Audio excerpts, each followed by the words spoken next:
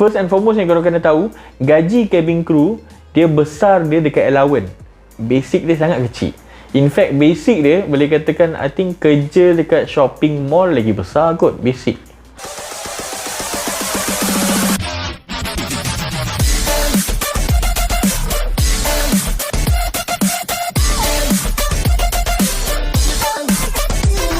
Nombor 6. Okey, soalan nombor 6 daripada Naim Rahman. Okey, dia tanya, tumpang tanya, sekarang saya umur 18 tahun. On your opinion, umur berapa saya kena interview? 21? Okey, ini soalan dia tanyalah. Okey, secara dia sebenarnya syarat kelayakan untuk masuk sebagai cabin crew ni, korang boleh apply, tak silap saya sekarang minimum requirement is, masa saya mula-mula dulu 21 baru korang boleh apply. Maknanya kalau korang 20, 19, 18, maaf, tunggulah sampai 21 baru korang boleh apply. Okey, tapi tak silap saya sekarang ni syarat kemasukan dah dikurangkan. Maksudnya korang yang berumur 18 tahun, yang berumur yang lepas habis 18 tahun ke atas lah boleh apply. So bagi pendapat saya, okay, for my own opinion, kalau korang yang baru lepas SPM dan korang rasa macam nak join, boleh, tak jadi masalah, tapi dengan satu syarat. Please jangan bawa mentaliti sekolah masuk ke dalam dunia pekerjaan. Okay, pada yang tak pernah bekerja dan ini adalah pekerjaan pertama, jangan masukkan mentaliti sekolah ke dalam dunia pekerjaan. Apa yang saya maksudkan dengan mentaliti sekolah adalah, okey, maksudnya macam kalau korang malas nak pergi kerja, korang tak pergi.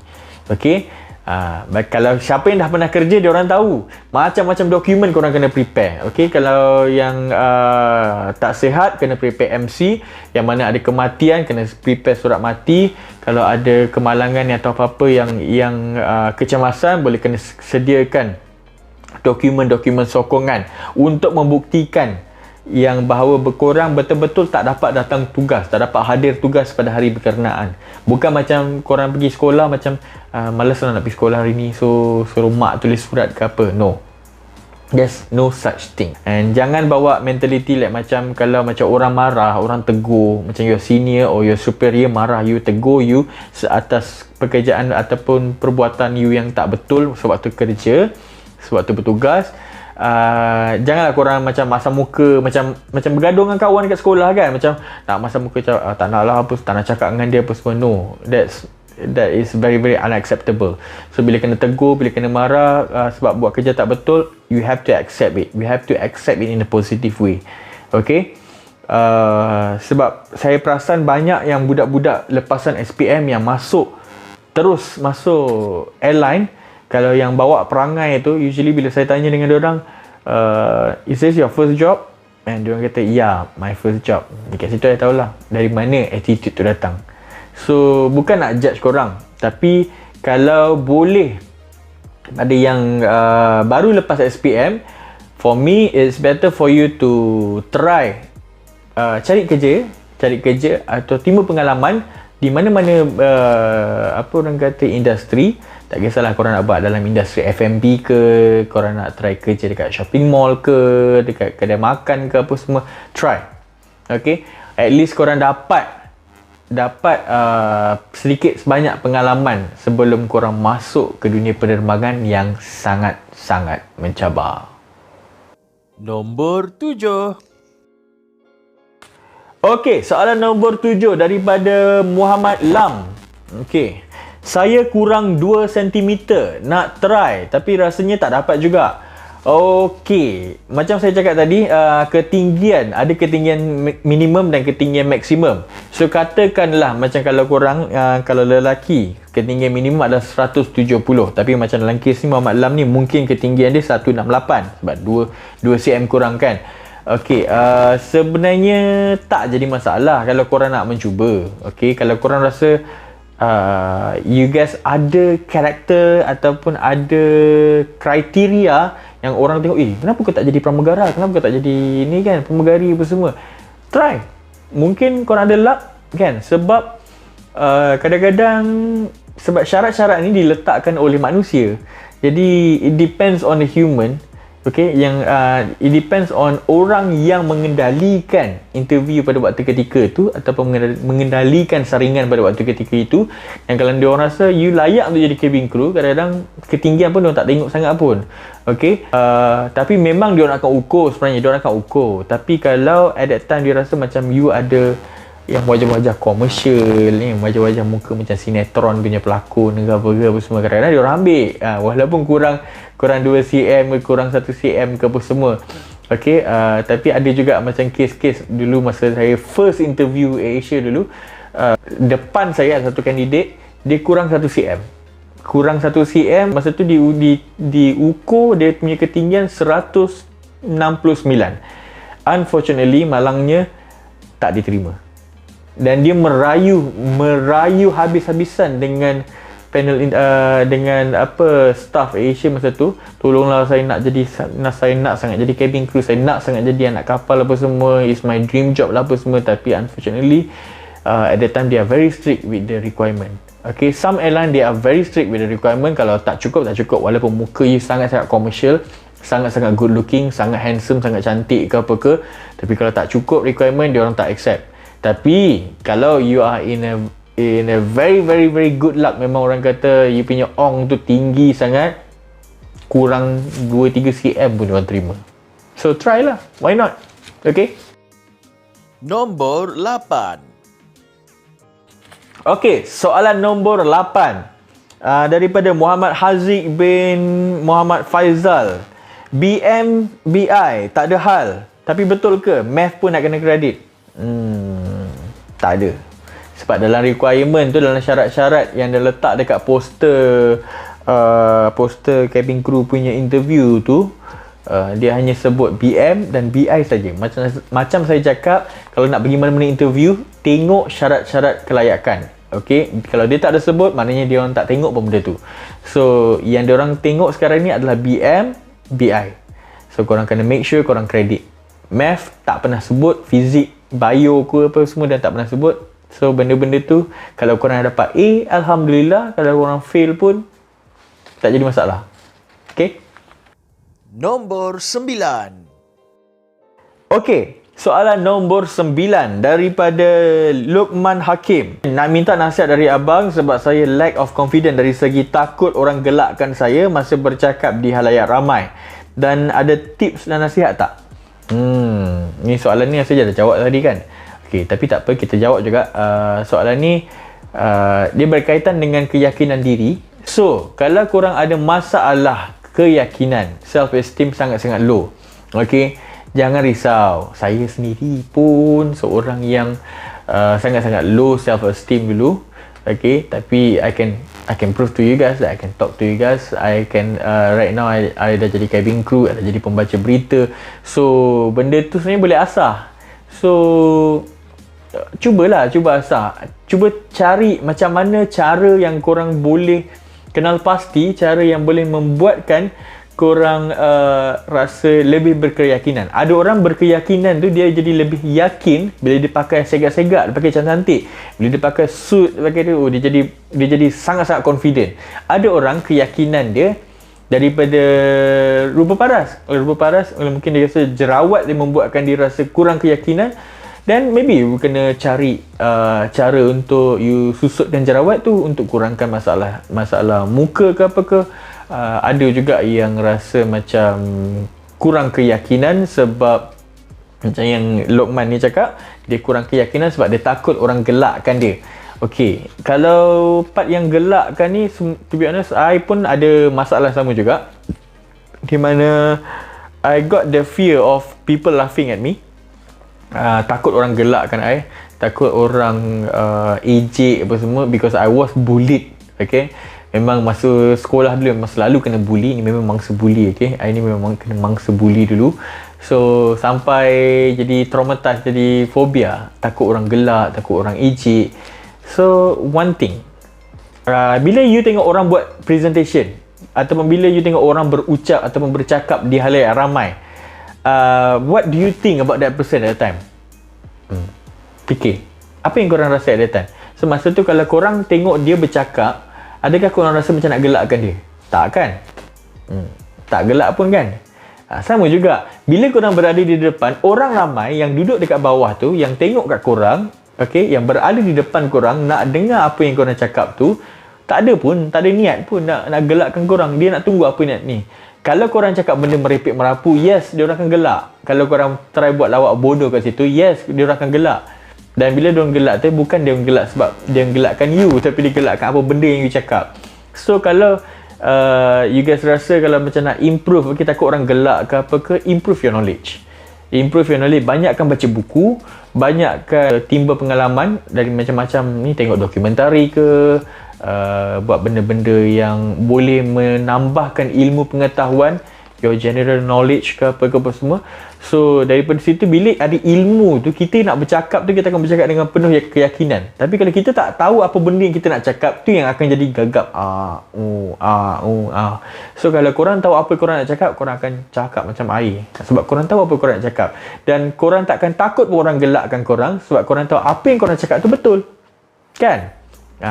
Kalau macam ada orang tuduh you mencuri, and you terpaksa bagi tahu ke orang tu, defend yourself, and bagi tahu ke orang tu, no, I tak curi pun, I tak ambil. So at that time, kalau betul korang tak curi, korang rasa korang akan cakap dengan penuh keyakinan tak? Saya tak curi, memang betul saya tak ambil benda tu. Kenapa korang cakap macam tu? Kenapa korang rasa berkeyakinan sangat bila nak defend diri korang? Sebab korang tahu benda tu memang tak betul. Benda itu memang bukan korang buat. Sama juga kalau korang nak sampaikan fakta, ataupun nak sampaikan maklumat, nak buat presentation ke, ataupun nak bercakap depan interviewer ke apa semua, make sure apa benda yang korang cakap tu betul. Make sure apa korang cakap tu adalah berdasarkan fakta dan bukan direka. Sebab biasanya orang yang akan tergagap-gagap, orang yang akan ada masalah dalam komunikasi ni adalah orang-orang yang kadang-kadang dia tak tahu apa benda dia cakap, dan orang-orang yang mungkin mereka-reka apa yang diorang cakap. Okay? So try to find out apa benda yang korang boleh improve dalam keyakinan korang. Okay? Nombor 10.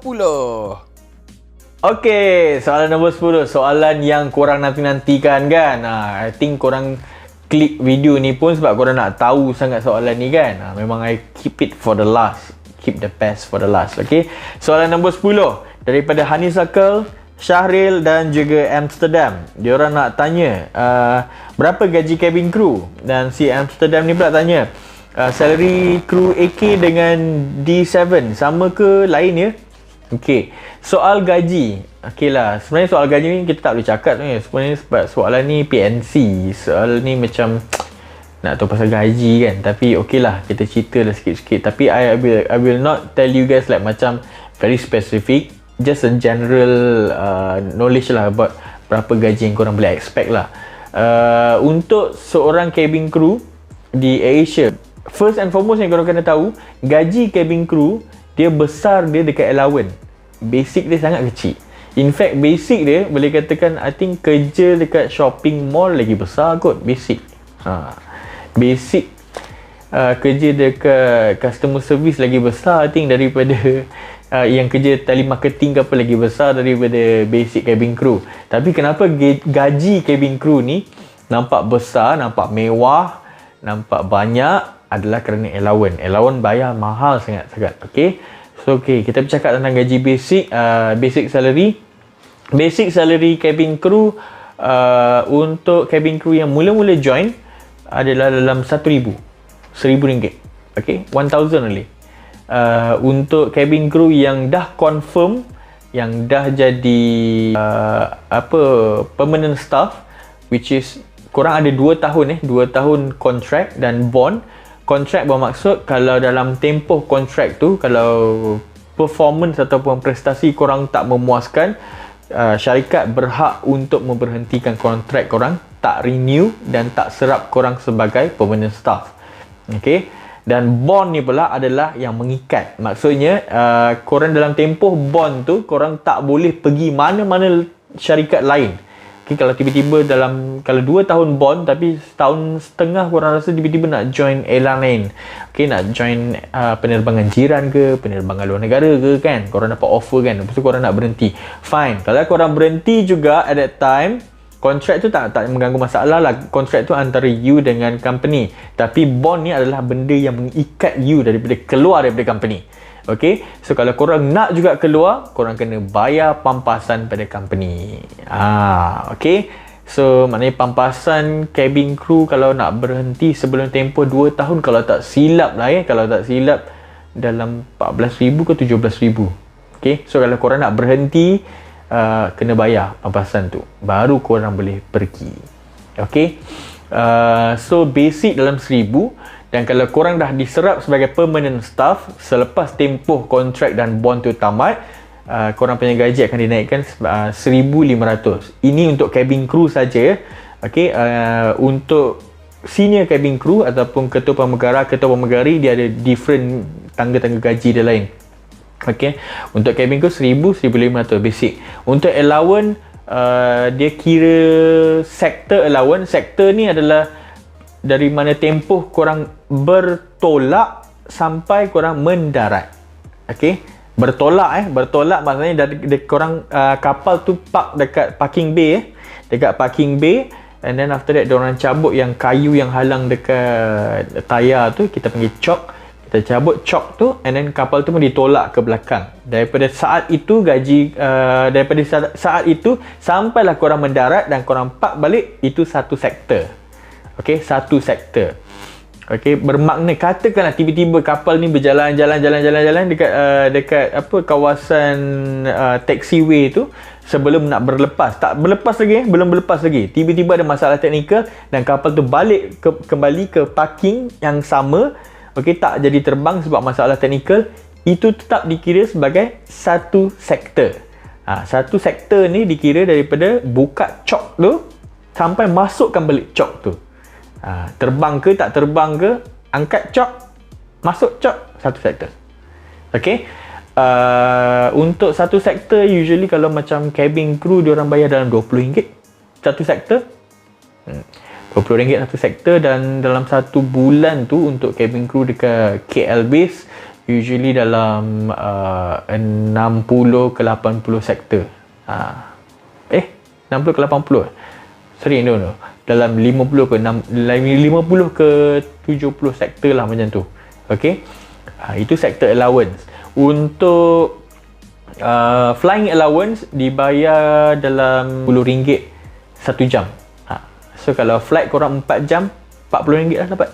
Okay, kalau pergi balik 4 jam pergi, 4 jam balik, dah 8 jam, RM80 lah untuk satu hari. Itu baru flying allowance. So maknanya korang pergi dan balik kan, dah 2 sektor. Pergi satu sektor, balik satu sektor, tu dah 2 sektor, maknanya RM40. So tambahlah, so RM80 tadi flying allowance, tambah dengan RM40 sector allowance, tambah lagi on top of basic tu, jadi banyak lah. So macam tu lah gaji cabin crew. Semua syarikat penerbangan semua sama lah. Okay, bercakap tentang gaji AK ni, pada yang tak tahu, AK ni adalah AirAsia Berhad, yang mana korang nampak kapal kecil-kecil tu kan, yang buat domestic flight dengan yang buat flight yang dekat lah. Flight paling jauh pun 4 jam setengah macam tu, pergi China, pergi India, yang mana start dengan AK kat depan tu, itu adalah AirAsia Berhad. Yang start dengan D7 kat depan tu, itu adalah AirAsia X. Okay, untuk AirAsia X dengan AK memang ada perbezaan lah, sebab AirAsia X diorang ada night stop, untuk AK tak ada night stop. Usually semua balik base. Okay, bermakna korang berlepas daripada KL, korang akan balik ke KL. Tapi different dengan airline lain macam Malaysia Airlines ke apa semua, diorang ada night stop. Ada yang buat 3 sektor, 5 sektor.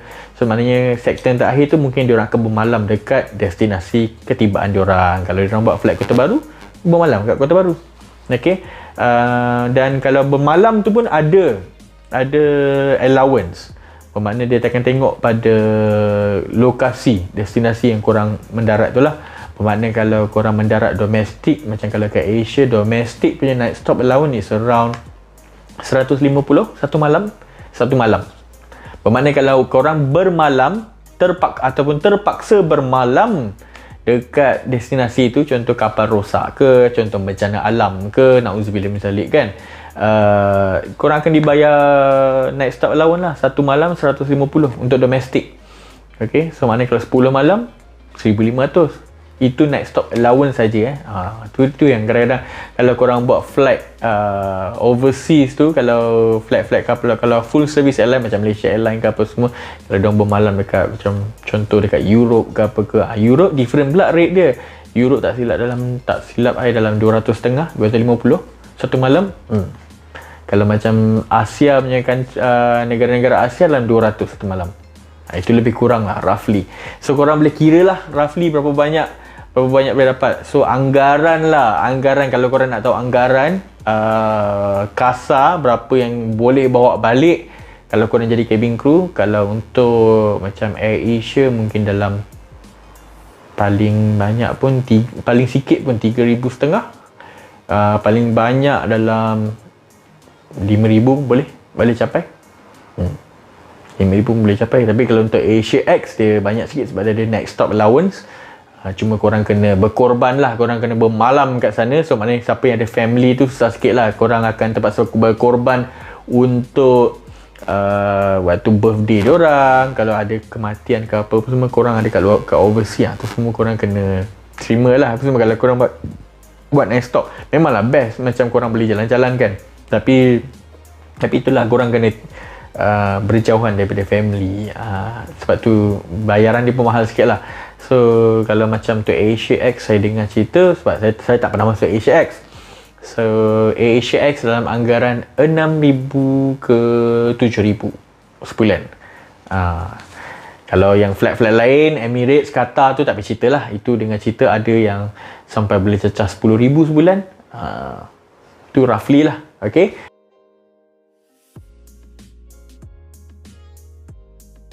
Dah jawab dah soalan-soalan. So kepada korang, sorry sangat-sangat kalau video ni panjang. Okay, nak jawab sampai 10 soalan. Ni baru 10 soalan, belum soalan-soalan lain lagi semua kan. So kalau korang ada soalan-soalan yang korang nak tahu, tak kisahlah tentang dunia cabin crew ke ataupun dunia penerbangan. Kalau korang nak tahu pasal kapal terbang ke, korang nak tahu pasal flight ke, nak tahu pasal kerjaya cabin crew ke, nak tahu pasal benda-benda lain ke, mitos ke, fakta ke, please drop a comment and I will try to answer for you guys. Okay, so see you guys. Thank you for watching. Pada yang belum subscribe, jangan lupa subscribe. Dan jika anda suka video ni, rasa video ni best dan bermanfaat, jangan lupa tekan butang like. Okay, see you guys. Dan jangan lupa follow saya di Instagram dan juga Facebook. Okay, bye guys. Jika anda rasa video ini best, jangan lupa like, subscribe dan share. Thanks for watching guys.